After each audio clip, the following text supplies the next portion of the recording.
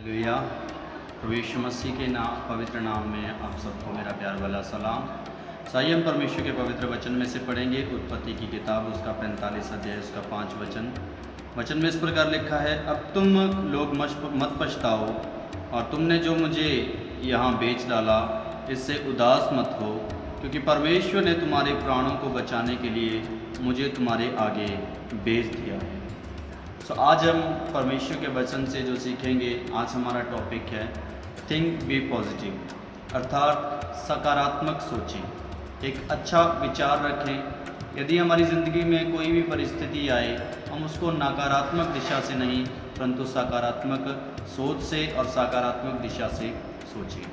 एक कहानी बताना चाहता हूँ आपको। एक बार एक भिखारी था और वो भिखारी अक्सर एक ट्रेन में भीख मांगने के लिए जाता और वो भीख मांगता।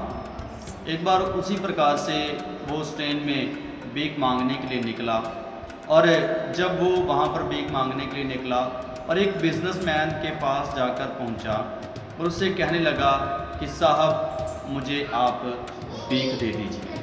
और जब उससे भीख मांगने के लिए गया तो वो व्यक्ति एक व्यापारी था, एक बिजनेसमैन था, और वो उससे कहने लगा कि मैं तुम्हें कैसे दे सकता हूँ, क्योंकि मैं एक व्यापारी हूँ, मैं एक बिजनेसमैन हूँ, तो मैं तुम्हें सिर्फ तभी कुछ दे सकता हूँ यदि तुम मुझे कुछ उसके बदले में दोगे, और यदि तुम मुझे बदले में कुछ दे नहीं सकते तो मैं तुम्हें कुछ भी दे नहीं सकता।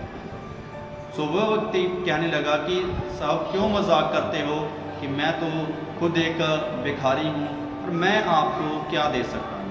वो कहने लगा कि मैं कुछ नहीं जानता, कि जब तक तुम मुझे कुछ दे नहीं सकते तो बदले में मैं तुम्हें कुछ भी दे नहीं सकता। वो भिखारी वहाँ से निराश होकर चला गया और उसने काफ़ी दिन तक वहाँ से भीख नहीं मांगी और उस बिजनेसमैन, उस व्यापारी की वो बात उसके दिमाग में गूंजती रही कि ये उसने मुझसे क्या कह दिया।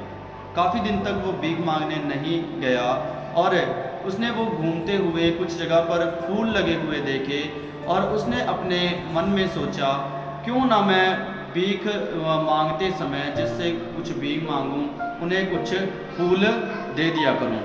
तो वो व्यक्ति जब वहाँ से उसने ऐसा सोचा और उसने कुछ फूलों को तोड़ लिया, और जब कुछ फूलों को उसने तोड़ लिया और उसने उस समय वहाँ से कुछ फूलों को तोड़ा और जब वो जाता ट्रेन में गया और भीख मांगने के लिए जाता और भीख मांगता तो वो बदले में कुछ फूल उन लोगों के हाथों में दे दिया करता।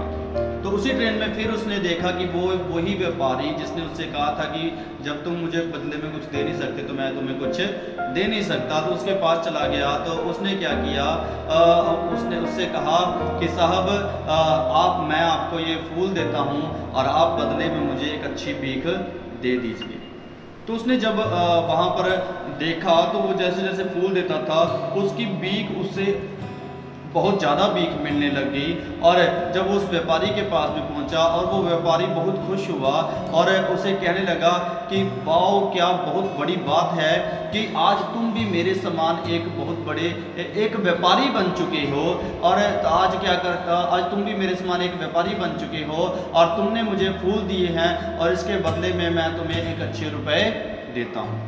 और वो भिखारी बहुत खुश हुआ और खुश होकर वो ट्रेन से जब नीचे उतर गया और ट्रेन से नीचे उतरा तो वो बहुत खुश हुआ कि उस व्यापारी की व्यापारी की बात उसके मन में गूंजने लगी कि मैं एक व्यापारी हूँ। तो वो बात को सोचता हुआ वहाँ पर जाकर उसने कटोरा और सब कुछ फेंक दिया और बोलने लगा कि मैं भी एक व्यापारी बन सकता हूँ। उस दिन के बाद वो भिखारी वहाँ पर भीख मांगने के लिए नहीं आए। और काफ़ी समय के बाद वो जब उस ट्रेन में गया तो उसके सूट बूट पहना हुआ वो एक अच्छा व्यापारी, एक अच्छा बिजनेसमैन है वो। और वो जब ट्रेन में गया तो उसने उस व्यापारी को देखा जिसने उससे कहा था कि तुम भी आज मेरे सामने एक व्यापारी बन चुके हो, तुम मुझे बदले में फूल दे रहे हो और मैं तुम्हें बदले में कुछ देता हूँ।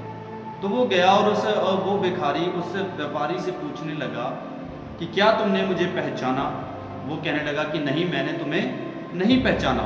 तो उसने उससे याद करवाया कि तुमने मुझे कहा था कि तुम भी एक छोटे व्यापारी हो।